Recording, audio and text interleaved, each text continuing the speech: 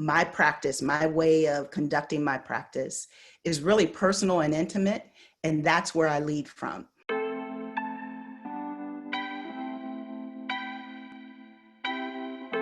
As new yoga teachers in our infancy, what advice would you give us that would support us in our foundation to become inclusive and equitable in our teaching? Thank you. So this is Alecia from YogaMotif. And when I think about giving advice to someone as soon as they begin their teaching journey as a certified yoga teacher, the first thing that actually popped into my mind just now is that think about what you've already been teaching before you were certified, right? What was your practice? What was a part of your life that was like really, that's like your muscle memory?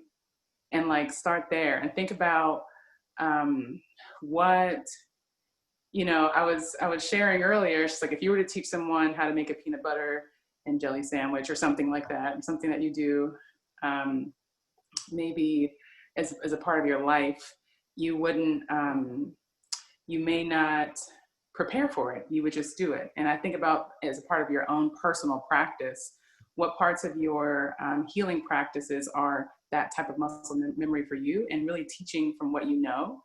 And so that you can teach from a point of strength. And don't think about the things that you don't know. They're not for you yet, and they're not for other people. It's coming from you. I think about when I first began and I attempted to teach outside of my scope at times, and I felt in my classes when it wasn't a good fit.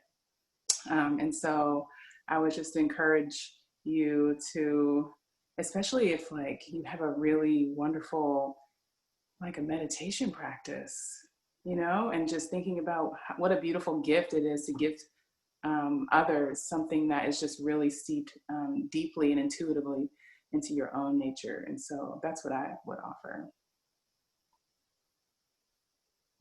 Alecia, that was beautiful. And I will say, Jivana, do you want to expand on that? Sure, thanks. Hi, everybody. This is Jivana. Can you hear me okay? Yes. Yeah, I appreciate what Alecia said. I love the idea of bringing in the scope of practice right away. I think that's often lost in the yoga world, that we tend to think that once we're a yoga teacher, we have to know everything and be able to teach everything. But I do think there's certain things we can do to make our classes more accessible and more equitable. And I guess I would start by just really looking back at what yoga means to us and looking at the foundational teachings of yoga and yoga philosophy. And that's where I always get my inspiration.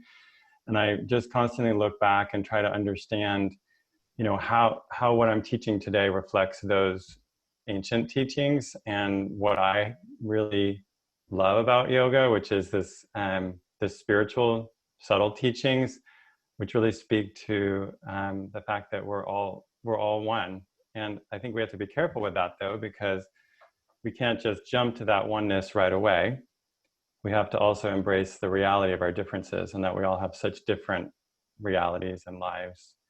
So I find that for me, equity and accessibility really comes from holding that paradox, which is that within yoga and in yoga teachings, we see that there's this oneness, but in reality, we all have so many differences. And actually by embracing those differences, that's really how we create access, by really allowing people to practice a form that works for their body, to empower students to do what works for them, to embrace difference in the practice, by understanding that it's kind of leading this eventually to this connection.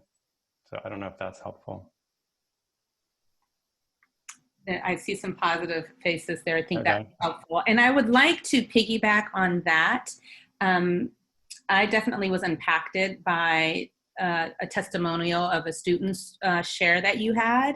And I would love for you to share that with this group, because I think it expands on what you and Alecia were just talking about. Like, as new teachers, you know, what do you teach? How do you teach? Where do you come from? So would you be willing and feel comfortable sharing that experience? Which one was that with when I was teaching a student? Was Addie Barkan, that story? Yes. Yes. Because I was just I was talking to April and them about this experience I had recently, which was I got to teach this great disability activist, Addie Barkan. Maybe you know him. His name is A-D-Y, his first name and last name B-A-R-K-A-N, and it's worth looking him up if you don't know him. He was just profiled as part of the Democratic convention that they just had. They had a short piece about him. He has ALS, and which is a degenerative disease where he is basically paralyzed and he doesn't speak with his voice. He uses a computer and he moves his eyes on a screen to pick out the words. And so then the computer speaks the words. Anyway, he actually lives here in my town, Santa Barbara, and I got to meet him a few months ago. And I had a chance to teach, well, he invited me to come teach him yoga. And I was excited to do that because I love his work and I've been following him for a long time. Anyway, so I went to his house and it's funny because I had a plan. I had planned like, we could do some gentle movement and breathing practices, relaxation and meditation. I had I put together what I thought would work for him. But then when I got there and I saw that actually he had less movement than I thought, he really had no movement by himself. He had an assistant that could move his body, but he couldn't move himself. And he actually was on a respirator that was helping him breathe. So it was controlling his breathing rate. And so I realized pretty much everything I had planned that we couldn't actually do. That, like pranayama, where you work on controlling the breath and slowing it down, he couldn't really do that in the way that I had thought of it. He had to experience it differently. And so it was just one of those experiences where I had to let go of my preconceived ideas about what yoga would be or what it looked like. And I have been teaching a long time and I am older. It's okay, April, that you said that. I appreciate that.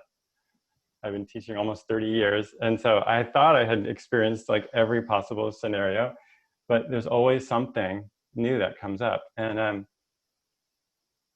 the extra challenge I had with Addie was the fact that he communicated through this device because it took him a really long time and it was tiring for him to respond to my questions. Because normally what I do is if I don't know what to do in a situation, I ask the person, how do you want to do this? Or what do you think? I try to engage the student and learn from them and tell them, look, you're the master of your body and you can teach me right now, what this pose could look like for you or what this breathing practice will look like for you.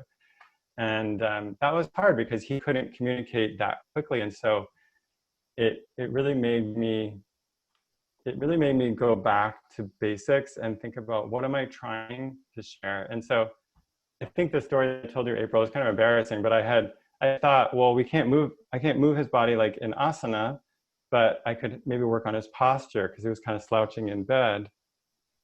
He was sitting up in bed. So I thought we could put a pillow behind his back. So his assistant helped me and we laid him down. But then once he was laying down, he started choking on his own saliva because he was sitting up for a reason, right? And I didn't realize that. So I was saying I almost killed him through asana by getting him laying down. He started choking and it was a scary moment. And then, but I got a pillow behind his back, sat him back up, got him comfortable, and we did some meditation. And then actually I ended with a quick little home and he got excited about that and asked me to do more chanting. So I ended up just leading a whole bunch of chants that I know. And he loved that. He said that was his favorite part. And he asked me to send him the meanings of the chants. And it just was interesting because I hadn't thought about chanting as something that I could bring to that experience and something he would enjoy so much. So, and we did other things. We did meditations on the respirator, actually the sound of that machine and his breathing, a body scan where he could just notice his body and witness it without judgment. And then of course the chanting, which he liked the best. Anyway, I hope I explained it well enough, but it was just such a great experience for me to realize that I think I know what I'm doing, but I'm always learning. Thank you for that. And that is the essence of teaching. Yeah. Whether you're a quote unquote infant teacher or an experienced teacher, every person you engage with is new. Every class you engage with new, even when they're the same people that come into the same studio. So thank you for sharing that, Jivana. And you spoke about language. I'm going to throw it to Felicia because I really enjoyed listening to you when we talked about language while teaching, and what language do you find most helpful and which language do you find most harmful when you're teaching your classes? Hi, everyone. This is Felicia. Language, hello, yes. Language most helpful in yoga class to me, and this is my perspective, is really just not using the mindfulness language. So really distilling our language down to an anatomical language is helpful to me. Side to side instead of using right and left. Another access point for language in yoga class that I've learned over the years. Not using, like I don't use Sanskrit because I'm not a Sanskrit scholar, East Indian Sanskrit scholar, nor do I aspire to be one. So as a Black woman practicing East Indian Raja Yoga, I have to acknowledge that there's a lot of limitations that I have. And speaking to what Alecia said, is that my way of my practice, my way of conducting my practice is really personal and intimate, and that's where I lead from. So for me, it's just really simple and basic in terms of not trying to be elitist in the words and the language that I use, because that's another barrier of access that's really been off-putting to me. So yeah, that's pretty simply just not taking as much of the ego out of my teaching as possible. A lot of us as teachers, we get affected by us being teachers. And so for me, I think it speaks to, I hope I'm pronouncing your name correctly, Jivana, what you were saying in terms of even teaching from your own practice, what you know, and also being really flexible in your mind when you see that your words are impacting people's actions, being able to switch up. And so really being present to look at the people who are in front of you and see how your words are responding in their bodies. Yeah, that would be my answer. I love that. You really, this is April speaking.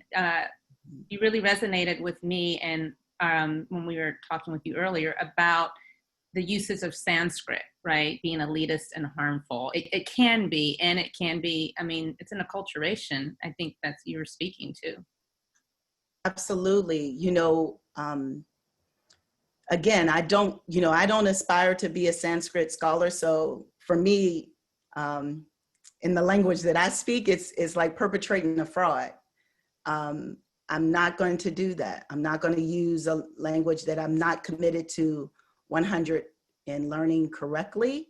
And also there's, even in learning the language, there's a whole culture that needs to be studied, even in understanding how yoga came to the West. It's through colonization, it's through a lot of violence. So understanding the subtleties of even using someone else's language and not committing to really learn it, like through and through.